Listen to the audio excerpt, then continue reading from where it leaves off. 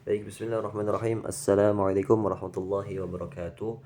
Alhamdulillah, salatu wassalamu ala rasulillah Muhammad ibn Abdullah wa ala alihi wa sahbihi wa man wala. Asyhadu an la ilaha illallah wa syarika lah, asyhadu anna Muhammadan abduhu wa rasuluhu la nabiyya ba'dah. Yang terhormat dosen pengampu mata kuliah Komunikasi Pendidikan Umi Dania M. Hum, izinkan saya Muhammad Rafiq Alfiansyah semester 6 kelas karyawan ya, untuk mempresentasikan review jurnal komunikasi intrapersonal dan interpersonal dan contoh studi kasus. Langsung saja ya. Komunikasi intrapersonal dan interpersonal adalah dua aspek penting dalam kehidupan manusia. Ya. Komunikasi intrapersonal mempengaruhi cara kita berpikir dan merasakan. Sementara komunikasi interpersonal mempengaruhi hubungan kita dengan orang lain. Nah, memahami keduanya dapat membantu kita meningkatkan kualitas diri dan interaksi sosial. Ya, presentasi ini akan membahas secara mendalam kedua jenis komunikasi ini, memberikan contoh studi kasus dan menarik kesimpulan yang berguna untuk mahasiswa dan profesional yang tertarik pada komunikasi. Ya, jadi ini kita membahas tentang komunikasi intrapersonal dan interpersonal. Nah, intrapersonal itu adalah yang mempengaruhi cara kita berpikir dan merasakan. Sementara komunikasi interpersonal mempengaruhi hubungan kita dengan orang lain. Ya, itu lebih lengkapnya kita lanjut ke slide selanjutnya. Baik, slide selanjutnya komunikasi intrapersonal, dialog dengan diri sendiri ya. Jadi komunikasi intrapersonal itu berdialog dengan diri sendiri ya. Tapi bukan berarti gila ngomong sendiri ya. Jadi contohnya kayak bicara dalam hati untuk memotivasi diri ya, seperti misalkan kita sedang ada kesusahan atau sedang ada tantangan dalam kehidupan kita, kemudian kita agar menenangkan diri kita, pasti dalam hati kita memotivasi diri kita untuk tenang diri, tenang Rafiq, dan atau apapun itu ya. Baik, lanjut ya, kita baca. Komunikasi intrapersonal adalah proses komunikasi yang terjadi dalam diri individu ya. Ini mencakup berbicara pada diri sendiri, berimajinasi, dan menganalisis lingkungan secara emosional dan intelektual. Komunikasi ini penting untuk membangun kesadaran dan kepercayaan diri ya, yang tadi sudah dijelaskan ya.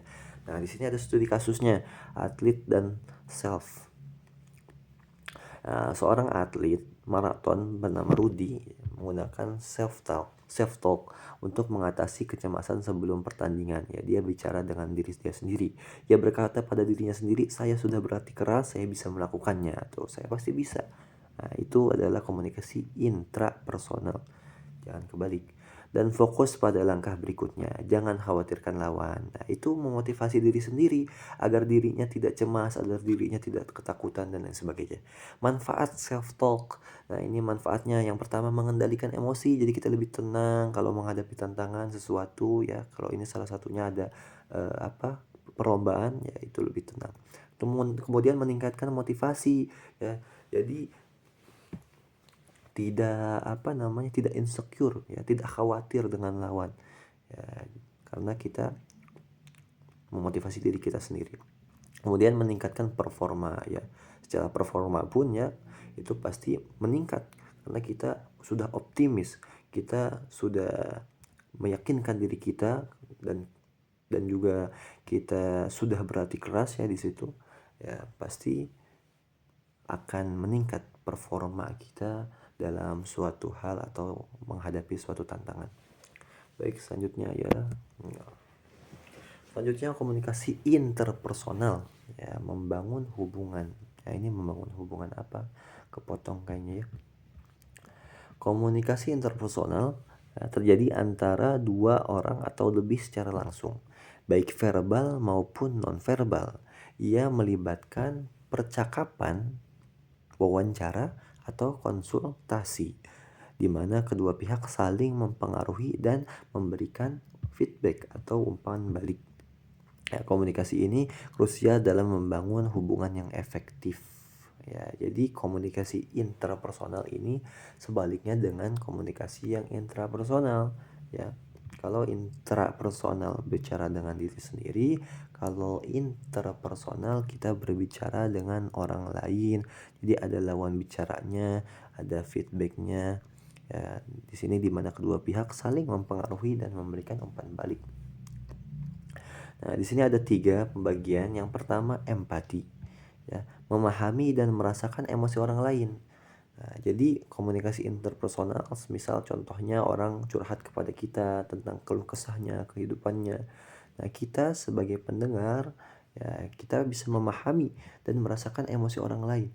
Ya, orang tersebut kesusahan, sedih. Nah, itu kita bisa merasakan. Ya, teman-teman semua pun pasti pernah merasakan hal yang demikian.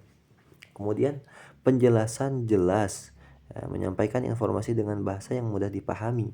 Nah, bahasanya pun mudah dipahami karena kita sedang berinteraksi dengan orang.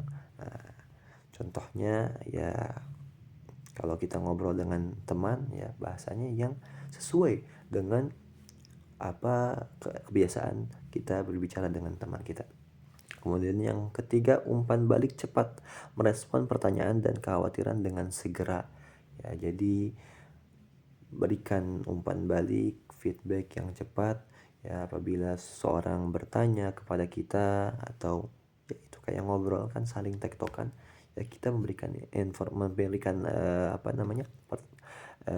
umpan balik, feedback, ya, atau jawaban dengan cepat.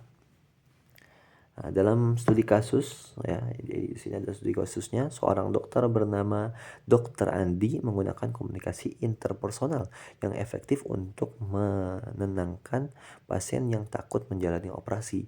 Nah, hasilnya pasien menjadi lebih tenang dan percaya pada keputusan medis. Ya, jadi hampir sama dengan intrapersonal. Kalau intrapersonal memotivasi diri kita, ya, diri kita sendiri oleh kita sendiri. Kalau interpersonal kita memotivasi diri orang lain atau kita dimotivasi oleh orang lain.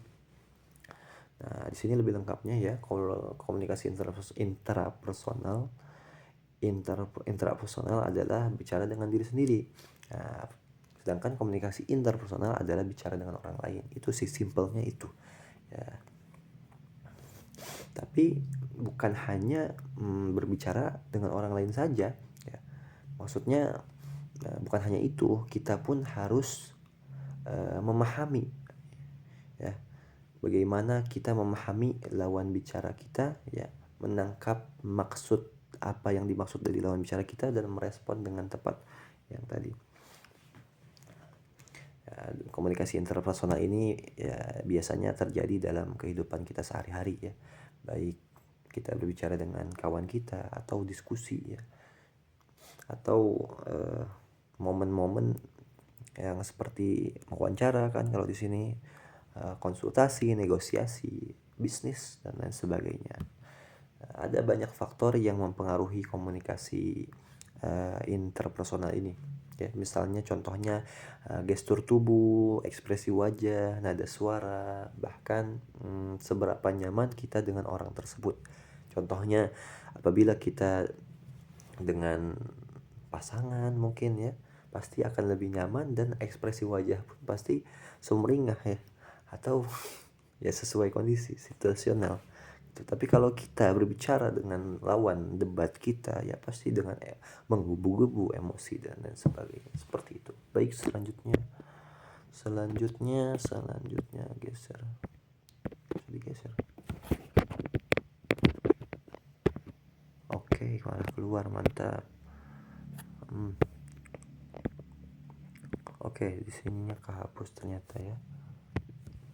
Baik, langsung saja mungkin ya selanjutnya.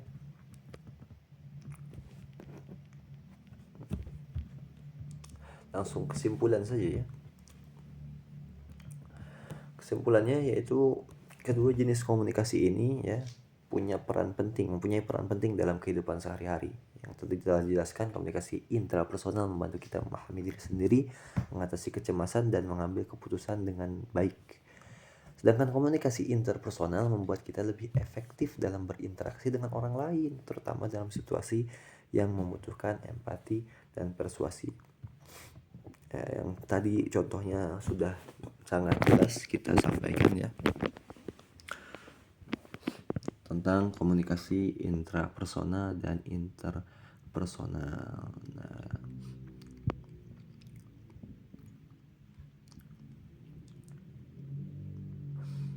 oke, mungkin sekian ya presentasi singkat dari saya terkait review jurnal komunikasi intrapersonal dan interpersonal.